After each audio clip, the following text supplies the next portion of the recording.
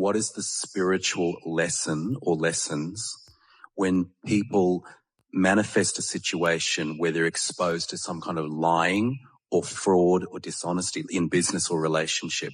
So when they get involved in a relationship and the person's a con man or a con woman, what is the spirit? I mean, everything happens for a reason, so there are no accidents. But from your perspective, what is some of the lessons of that interaction? Well, no one's offering you a lesson because no one has decided where you need to be in relationship where you are.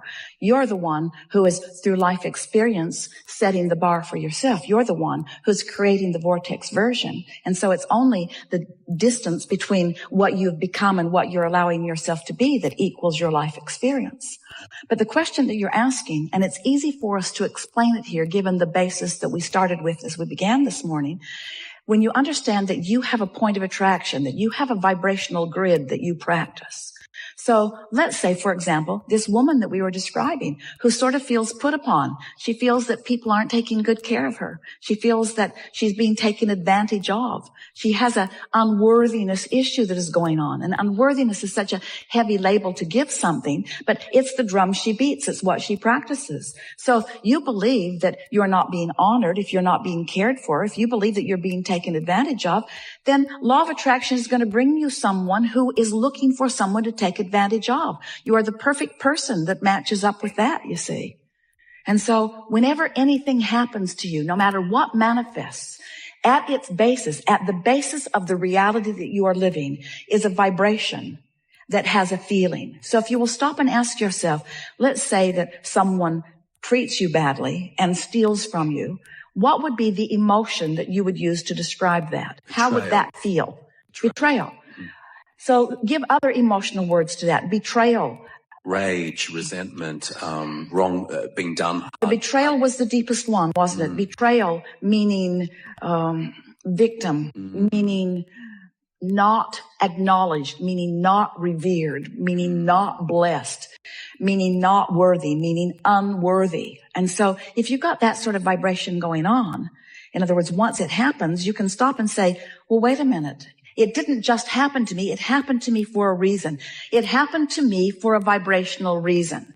It didn't happen to me for a vibrational reason of something that happened 20 years ago or 10 years ago or yesterday. It happened to me for a reason that's still active in my vibration today. And if you will look, you will see plenty of evidence of that. If you will listen to the things you say are giving evidence to that all day, every day. When you begin to allow yourself some alignment that can come through 15 minutes of meditation, some alignment that comes from offering words of appreciation, of sort of ramping that up deliberately. When you pull into a place of business and you know that parking is at a premium and someone pulls out just as you pull in, note your worthiness. Note not your worthiness in the sense that you are being granted the parking place while the others are being denied it. Note your worthiness in the sense that your grid just filled in with something you wanted because you weren't doing something to block that. The inspiration of where you went, when you went, the way you turned. Now, many of you think, well, that's just so much of a coincidence or something that is so unimportant. But we say, practice those things. Notice those things. When you take the time to identify something wanted and you realize that you're not holding a steady vibration about it because you know what you don't want and you know what you do want, and you really know what you do want, but you really know what you don't want, and you want it, but you don't have it, and you want it, but you don't have it, and they don't have it either. But so you know where your vibration is, you know you're sort of all over the place, and then you deliberately start thinking more about what you want and feeling better about it. You start practicing it, and you notice the difference in the way you feel. Other people around you will begin to notice it too. And then something happens. Something will happen. Something will be realized by you that is different than it usually has been. And if you, and only if you, have been deliberately aware of what you were doing vibrationally, and if you have deliberately been shifting your vibration to feeling a little better and feeling a little better, when that manifestation happens, your sense of worthiness is going to go off the charts. You're going to, for a moment, know that you have accomplished your relationship with you. You see, you're never being deprived. There is no one ever withholding good stuff from you. You're the only one who is withholding it. So you're the only one who can render yourself unworthy. You're the only one who can render yourself unlucky. We know it feels to you like others are doing things to you because action is coming at you. Your grid's filling in. Oh, your grid's filling in. And when your grid fills in with stuff you don't want, it feels like other people are doing it to you. And I wouldn't do this to me because I wouldn't want that to come to me. But your grid is filling in every time with what you're inviting by your practiced vibration. So when you get that, when you discover that, and the only way, we're never encouraging you to walk around noticing the negative emotions that you're feeling and trying to change them, because that's trying to defy law of attraction. When you say, I'm not going to think about that anymore. I'm not going to think about that thing that I'm thinking about, because when I think about that thing that I'm thinking about, then I'm thinking about something I shouldn't be thinking about. And I'm not going to think about that thing that I'm thinking about. You're thinking about that thing that you don't want to think about. And law of attraction is making it a whole lot easier to keep thinking about that thing you don't want to think about, because now evidence about that thing you don't want to think about is coming. Now you're really thinking about it. Now you're talking about it. Now you're blogging about it. Now there's a momentum in everything that you are giving your attention to. So you have to decide that you're going to break the momentum, not by stopping thinking about that, but by beginning thinking about that. And you can't think too far away from that, because that has enough momentum that it's drawing you to that. So you can't not think about that and start thinking about that. There's too much of a spread. You have to gently, if a train is going 100 miles an hour that way and you want it to go 100 miles an hour that way, you don't want it to happen suddenly. It would be hard on its contents. You know that the momentum will slow, and then you can begin again. And so that really is what changing the direction of your thought is about. It's about slowing the momentum that isn't serving you and then beginning the momentum that does serve you. Right. That's why getting into those general statements helps you the most. So slowly forgiving over time a situation of fraudulence and not trying to do it overnight, but just going, that happened for a reason. I invited it. It's teaching me how to go for what I do want, and doing it gradually. That's what we would do. We would welcome every negative emotion that we feel, because without negative emotion, you would not know positive emotion. Without knowing what you don't want, you could not know what you do want. And it is all part of the process. This deliberate creating thing is really a wonderful thing. You've all come wanting to mold the clay, and the clay in this case is the energy of your mind, you see. So when you are standing right in the middle of your life experience and you are aware of what you are perceiving, and if you are aware that what you're perceiving isn't pleasing you very much, if you could just take away from this gathering just one law-based, so important thought. It's my perception of this that is hurting me, not what it actually is. Now, we know that feels like a stretch, but if you could start by saying, it's my perception of this that is hurting me. Because you see, you can control your perception. You can't control what you think it is. Yeah. But you can control your perception. You can go more general, or you could think about it less often, or you could think about other things. You have the ability to alter your perception about everything. And there are a lot of you, even in this audience, who say, I didn't think I was supposed to be altering my perception. I thought I was supposed to be sort of evaluating the pros and the cons and the pluses and the minuses. And we say, yes, of course you're doing that, because that's how you come to your conclusions of preference. But it is not your job to get rid of the unwanted. It is your job to tune it out of your frequency. When you turn your radio on and you want to hear a particular broadcast, you don't condemn the other stations that are broadcasting. You just tune your tuner. You could spend all day, every day. Well, I don't want that, and I certainly don't want that, and I certainly don't want that. Just tune the dial to what you do want. It will be there loud and clear. And the more often you tune that dial, then the more easy it will be. You'll have preset buttons for that all the time. In other words, it will just be easier and easier and easier. The universe is delivering to you. We started to say the universe will bring you what you want. Then we wanted to add to that by saying the universe not only is bringing you what you want, but a better way of saying it is the universe is bringing you what you are broadcasting. And now we want to say even more clearly, the universe is bringing you what you've practiced thinking about. Mm-hmm. So if you make a decision that you're going to feel differently, it will be easier for you to practice vibrations that will serve you better.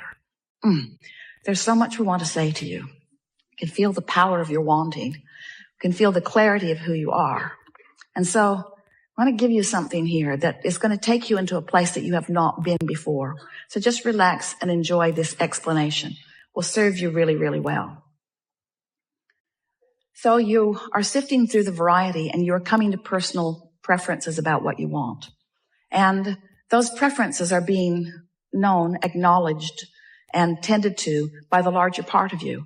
And now you have a relationship between you and you, a relationship that you can feel emotionally. If you had not expanded to a new place, you could not feel the discord of not going there. So every bit of negative emotion that you feel is a lovely indicator of your new expansion. Don't you like knowing that? Mm. If you hadn't become this, then this wouldn't feel uncomfortable. And having become this is everything. That's why you came forward, for eternal, joyful expansion. So if there is one thing that if we could zap you with, we would. We can't, so we won't. But we want you to get it anyway. If there's one thing that we would really like you to understand, it's that where you are is perfect, perfect, perfect, perfect, perfect from our point of view. You haven't done something wrong. There is not something that you need to change. Where you stand is in this perfect relationship between a more expanded version of you maybe than you are allowing, but it's perfect where you are because now you get to do something about closing that gap. And that is what life is. If you're worried about what you haven't yet achieved, you got to give that up because there's always going to be way more than you haven't achieved than that you have achieved because you are eternal beings and you're not ever going to get it done. So you must make peace with the never-endedness of the journey. So often our physical friends say, well, when I get over there, when I find that lover, when I get into that new house, or when I find that job, or when, then I will feel happy. And we say, no, you won't, because that's a flawed premise that you are operating from. But when you understand that there is always going to be a new perspective by you of the contrast that you're living that will launch you into a more expanded version, and the fact that you have not yet achieved the realization, the filling in the grid, the full manifestation of that expansion is not a bad thing. It's an eternal thing. So make peace with what has not yet manifested. You'll feel better. It's why we start the way we do every single time. Are you enjoying the contrast of your time and place? Do you like the desire that is hatched within you? Do you like that unfulfilled desire? And we want so much for your answer to be yes, especially the unfulfilled desire, especially the stuff that hasn't manifested. I really like that because it means I'm alive, I've expanded, and I'm on a journey, and I'm going to have the pleasure of closing that gap. And there is nothing in all of the world that is more delicious than the actual visceral feeling of you closing a vibrational gap. It's what you live for. It's what we all live for, you see. You think that Source is done. So often that's the way humans look at it. Well, Source has got it all figured out. You are the extension of that which Source is. And you're stirring it up for the new journey, you see. And the Source within you is reveling in that journey. It is only you that is languishing in your misunderstanding. It is only you that is claiming your unworthiness. It is only you that is choosing to feel inappropriate for not having already accomplished that journey and that one and that one. But when you make peace with this never-ending journey, then you'll start reveling in this negative emotion. Yes, this is guidance too. I love this feeling of discord because if there is a feeling of discord, that means there is a feeling of accord. And while I don't feel like it right now because I'm pretty mad at that guy, I do recognize that I can find that forgiveness that will put love back in my heart, because the alternative is a life of misery. We don't want you to do it for them. We want you to do it for you. The most significant thing that you have asked from us here in this conversation is, what is it that is at the heart of that discord? And it is, for the most part, a human decision to feel unworthy, and you're using as your reason the fact that you haven't yet achieved that. And we're here to tell you there's always going to be another that, and another that, and another that, and another that. So it's time for you to make peace with where you stand. And when you do, where you stand is going to look way better than it did right before you did, when you make peace with it. And then the energy will start moving and you'll start having fun on that never-ending.